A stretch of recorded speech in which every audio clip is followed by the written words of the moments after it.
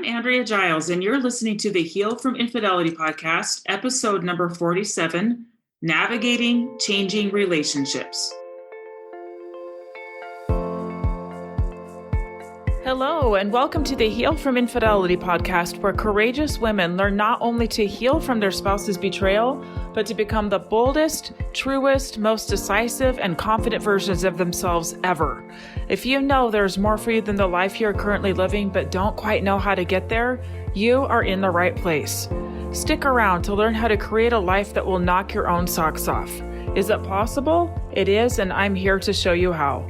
I'm your host, Andrea Giles. Are you ready? Let's dive in. Hello, everybody. I hope you're doing well on this fine day. I'm very happy to be with you today.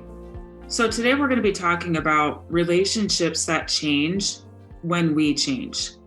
We're going to dive into that in a minute, but before we do, I just want to say a couple things. First of all, I want to say I recently opened up a couple more one-on-one coaching spots.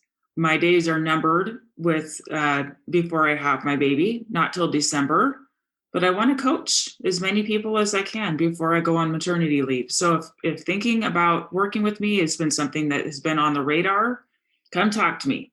If the time slots are full, you can always email me and we'll figure out a time that works. Or if you're in a time zone where the time slot doesn't work, please reach out. Just email me, andrea@andreagiles.com, and we'll figure out a time slot that works, okay? I want to help as many of you as I can. So, and usually my spots fill up pretty quick. So if you're interested, go jump on it, okay? Also, I want to say that we are doing well. This podcast is doing well. I launched this podcast in August of last year. And here before too long, I'm going to hit 50,000 downloads all over the world. Right now, we're sitting at 90 reviews. And I'll just share with you a goal of mine. Before the year anniversary, I want to hit 50,000 downloads. I know that that's going to happen for sure. I'm way on track for that. But I also would love to get the reviews over 100. We're sitting at 90.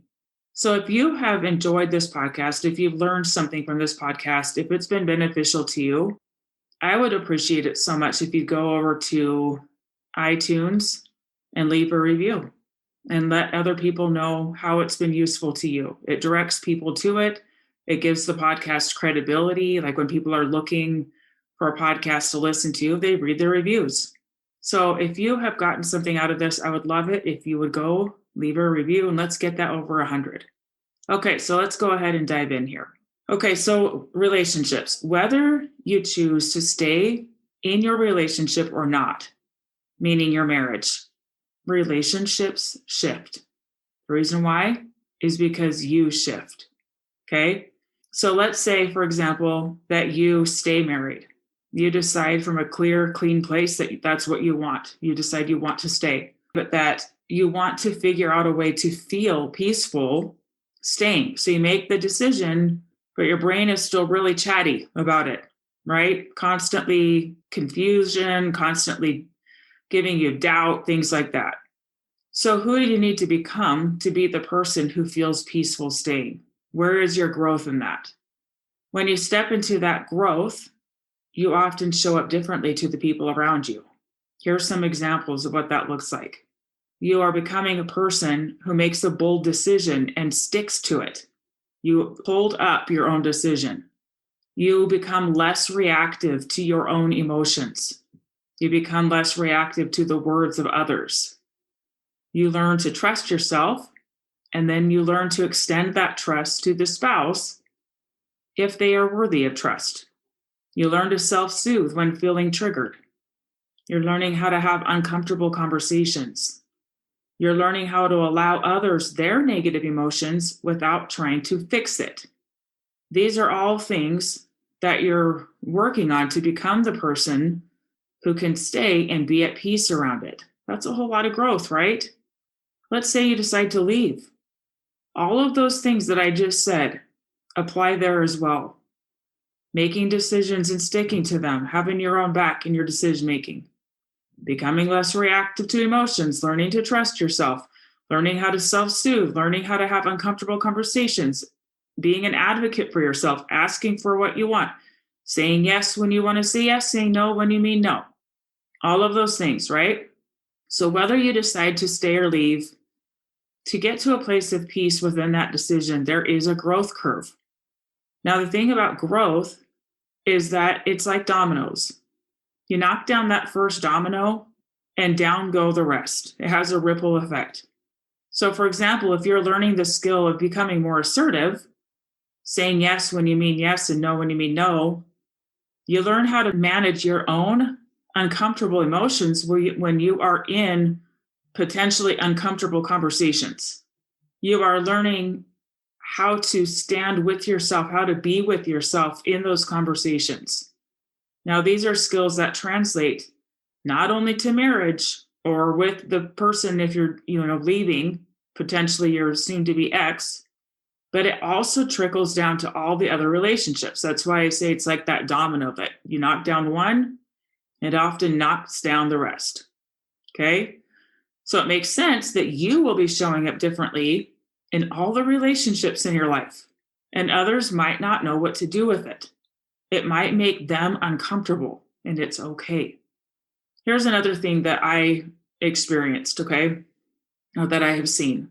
Whether staying married or not, if others know about the issues in your relationship, even if they only know a little bit, they will have their opinions about it, no doubt.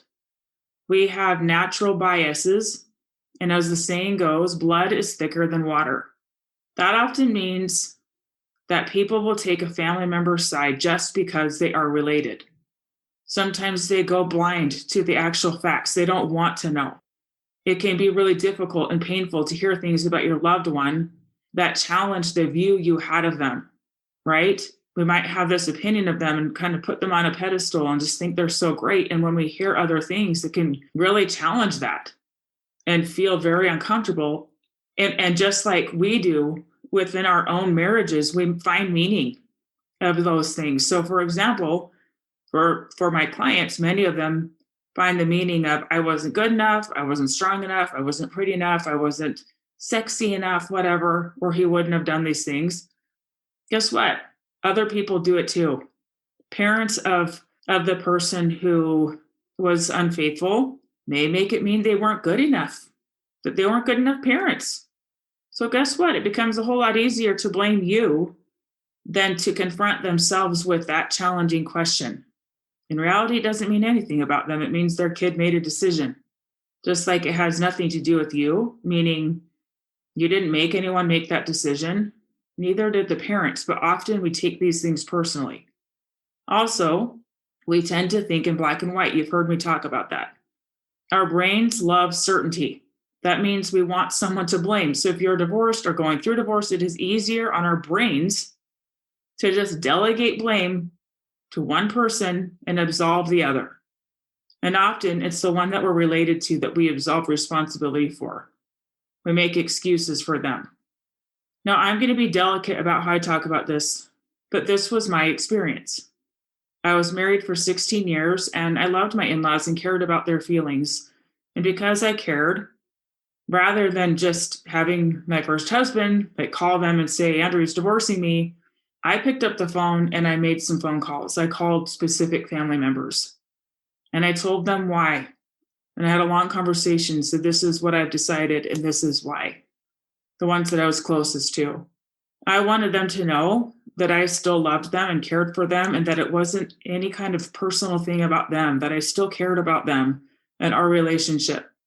They were shocked. They were very sad. But ultimately, what came back to me from many people was judgment for airing his dirty laundry, in those words.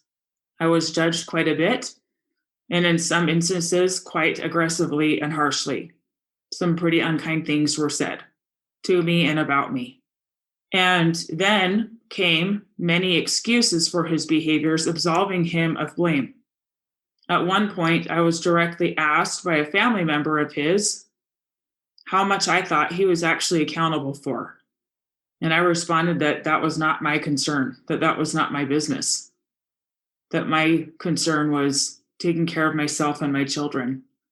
So for me, Me showing up in a different way, not as easygoing, people pleasing Andrea, made some of the people around me quite uncomfortable. And of course, I know it was hard for them. And it was very hard for me to see their son, brother, in my case, my husband, struggle. And he was in a lot of pain. I hated it. I hated seeing him hurting so bad. And I know they did too. But I knew what I knew. And I knew that for my own safety and sanity and wellness, and for that of my children, I needed to end the marriage. So I moved forward despite some of the harsh comments and judgments. Now, I do want to add that there was one family member, my brother-in-law, who was willing to sit in the discomfort of actually looking at the facts. At the time, we were living in California, and he flew out a couple different times and spent time with both of us and watched and observed and saw what was actually happening.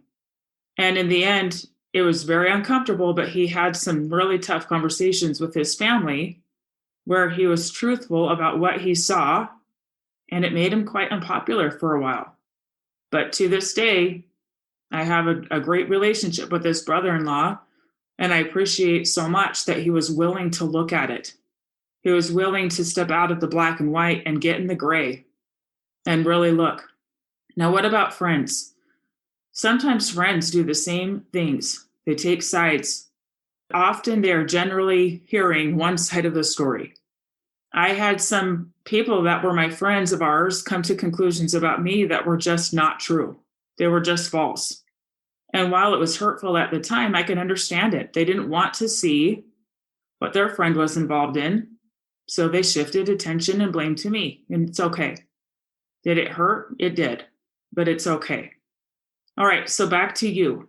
You are starting to show up differently, even if you stay married. You are more assertive. You know your own mind more, and you're willing to share it. So what are you to do in these situations? How do you navigate it? That's what the rest of this episode is about. I want to share a few things that I've helped clients with that I'm hoping will help you too, okay? I'm going to give you 3 different examples of actual clients that I'm either working with currently or have worked with in the past, and some of the things that we have navigated around this topic, okay? Okay, client number 1. She was married for many years, and he had an affair, and he left the marriage to be with this other woman. In one of our calls, she was very sad and saying how she not only lost him, and he not only left her, but his family left her too. And she was very sad because she had a really good relationship with his family, and she was really close to some of them. And in her mind, they just disappeared. They just left her. And so you guys have heard me talk about the thought model. The thought model is where you look at the facts of the situation and the circumstance, and then you find your thought that you have about that circumstance. Then you find the feeling that you feel when you think about that circumstance. What do you do in the action line? What do you do when you feel that way? And then the R line is the result, okay? So for her, the circumstance was no contact with the specific people that she was thinking about for an extended amount of time. I can't remember the exact amount of time, but it was over a year. Her thought was, they left me too. She felt abandoned. What she did when she felt abandoned is she withdrew. She did not contact them. She avoided. And she assumed what they were thinking about her and what she created for herself. I remember the call where she just, it's like the lights turned on and she could see, oh my gosh, I left them. I haven't tried one time to reach out to them. Not once. She saw it. She realized it. And then she decided to take bold action and reached out.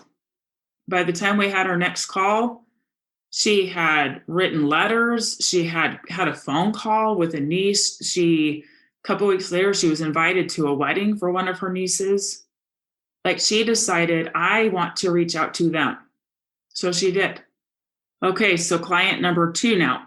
Client number 2 always considered herself like the good girl, pleaser, does what she's told type thing, okay? Doesn't want to rock the boat, doesn't want to challenge things, okay?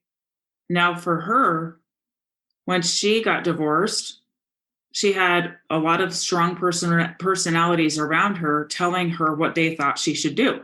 You should take him for all he's worth. You should stick it to him, that kind of thing.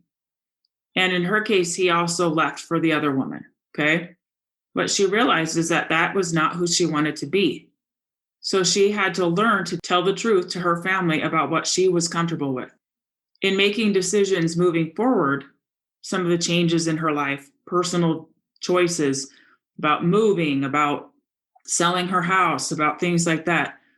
Again, she's had lots of opinions about what she should do, and what she has worked on and practiced is showing up differently and letting them judge her, letting them be wrong about her, letting them say, I told you so, and being right with herself. This was her growth. And she has found so much peace and satisfaction in first learning her own mind. Like, who do I want to be here? How do I want to show up? And then being that person. Okay, client number 3. I do work with some men. I mostly work with women, but I do have a couple men that I work with. One of them is working on caring more about living in integrity with himself than about trying to manage the opinions of other people, including his spouse. And in our last call, he said to me something that I said to him that has stuck with him. And it's that this kind of statement, this is where I'm going, and I hope you want to come along with me. For him, it has gotten to a point where it's intolerable to know that he's not being completely honest in how he's showing up, molding to what he assumes other people are expecting of him, are judging him for. And so he has gone through some time assuming that they're judging and either shrinking or being defensive. And what we're working on is developing real strength and showing up how he wants to, because that's who he wants to be in the world, and letting the people judge you and be wrong about you. Some will come with you, some will not. But in the end, your relationship with yourself will be so much more solid. You'll have a more solid sense of yourself. Is there anything more valuable than that? I don't think so. So as I read those examples, can you see yourself in any of those? Can you see pieces of yourself in them? I want you to remember that sometimes people act the way they do because they see pieces of themselves in the person who's making the maybe not so great decisions. It strikes a nerve. Like, oh my gosh, I'm kind of that way. I do things like that sometimes. Is this how it's going to turn out for me too? Fear is pretty powerful. When people feel afraid, they want to get out of it. And it's often easier to blame somebody else, to make it somebody else's fault. So I just want to say, as you go through whatever you're going through of growth, of change, whether you stay married or not, it's totally normal for your relationships to change. It's normal. It's normal that people that you didn't know were paying attention totally show up. Oh, did I experience that? I found out who my real friends are. And there are people that showed loyalty to me that I will forever be so grateful for. You will find those people. Unfortunately, you may find people that you thought were your friend and are not. They don't show up. But I want you to know that it is not about you, my friends. It's about them. It's about their own insecurities, their own judgments, their own biases, their own fears. I promise you, when we show up differently, sometimes other people just don't know how to handle it. It makes them uncomfortable. In marriage, when we start to grow, when we start to shift and grow and show up in more strength and more honesty, sometimes the spouse does not want to come with us. Sometimes they don't want to grow. Sometimes they'd rather just stay right where they are. Thank you very much.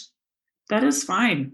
They don't have to, right? But I don't want you sabotaging or stunting your own growth to benefit the people around you, to make them more comfortable.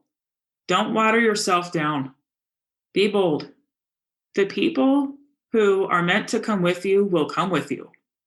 And you can still hold so much love for the people who choose not to come with you. You can still love them. You can still care about them and not talk to them all the time. I will say that over the years, my relationship with some of those family members, my first husband's family, many of them have healed. Many of them have become much better. There are some that will never be what they were. And I'm at peace with it. I hold no ill will. I know that it's not about me. And I have some of them in my life that I'm very grateful to have in my life, that I'm very grateful for them, and that our relationship has mended over time. Okay, my friends, that's what I have for you today. I hope that that is helpful to you, that you can see where you can step up in a more bold and assertive way, and where it's okay for you just to let go and continue to move forward. Okay? All right. Sending so much love, and I will see you next time. All right. Bye-bye. Thank you for listening to the Heal from Infidelity podcast. If you would like to be kept in the know about upcoming free classes, new podcast episodes, and other ways of working with me, go subscribe to my weekly email. You can subscribe at AndreaGiles.com/lies-about-infidelity/. Again, it's AndreaGiles.com/lies-about-infidelity/. I will see you next time.